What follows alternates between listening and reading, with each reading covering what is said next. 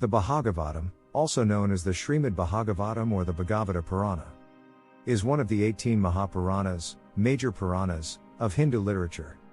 It consists of 12 books, cantos, and is considered a comprehensive guide to spiritual knowledge and devotion, bhakti, towards Lord Vishnu, particularly in his incarnation as Lord Krishna.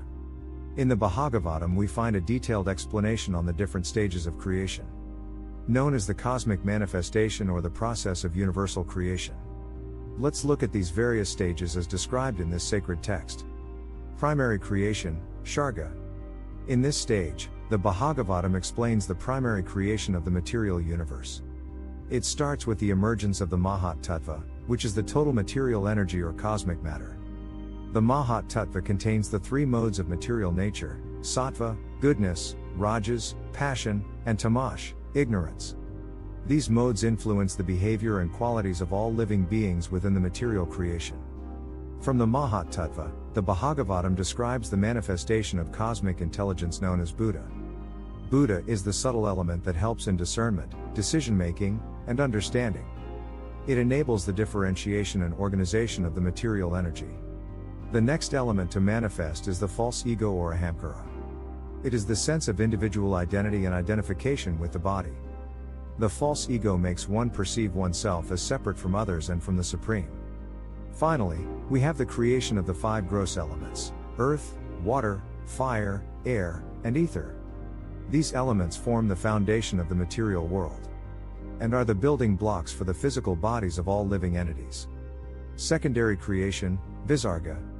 The secondary creation described in the Bhagavatam refers to the gradual manifestation and diversification of various living entities and species within the material world. The text explains that life forms evolve in a hierarchical manner, starting from the simplest forms to more complex organisms. It describes the progression of life forms from aquatics, like fishes, to plants, insects, birds, animals, and eventually humans. It elucidates the various habitats, environments, and ecosystems where these species thrive. It also highlights the unique adaptations and qualities of each species that enable them to survive and flourish, and emphasizes the intricate balance and interdependence among different species for the overall functioning of the ecosystem. Bhagavatam also discusses the food chains, predator-prey dynamics, and symbiotic relationships that exist in the natural world. The purpose of the secondary creation is to provide suitable environments and bodies for the living entities to fulfill their desires and undergo spiritual evolution. Each species offers different opportunities for experiences, growth, and eventual spiritual realization. Maintenance, sthiti. After the creation of the material universe and the diverse living entities, the Bhagavatam explains the process of maintenance. It teaches that the Supreme Lord Vishnu, in his expansion as Lord Garbhodakshayi Vishnu, enters each universe and sustains it. The Supreme Consciousness resides within the heart of every living being as the Supersoul or Paramatma. He oversees and controls the operations of the material creation. Through his various energies, he maintains the cosmic order and upholds the laws of nature. The maintenance stage involves the continuous functioning of the laws of physics, chemistry, biology, and other scientific principles that govern the material universe. It also includes the cyclical processes of day and night, seasons, planetary movements, and the overall balance and harmony in the cosmos. Annihilation, Samhara.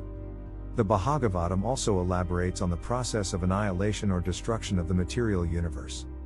It explains that at the end of each day of Lord Brahma, a partial annihilation called pralaya occurs. During this time, the lower planetary systems are dissolved, and all living entities enter a dormant state within the body of Lord Vishnu. The complete annihilation, known as mahapralaya, takes place at the end of Lord Brahma's lifespan, which lasts for a duration of 100 Brahma years. During mahapralaya, the entire material creation, including all its planets, species, and living entities, is dissolved. The purpose of annihilation is to give an opportunity for the living entities to temporarily rest and rejuvenate before the next cycle of creation begins. It is a period of cosmic rest and reset, allowing for the creation of new opportunities for spiritual evolution. The annihilation process described in the Bhagavatam emphasizes the temporary nature of the material world.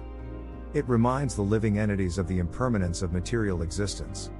and the need to seek a higher spiritual reality beyond the cycle of birth and death. Thus, the Bhagavatam provides a detailed understanding of the different stages of creation. From the primary and secondary creation to the maintenance and annihilation of the material universe. It emphasizes the importance of spiritual realization, devotion, and liberation from the cycle of birth and death. The text serves as a guide to help individuals navigate the material world and ultimately achieve a state of eternal spiritual happiness in union with the Supreme Consciousness.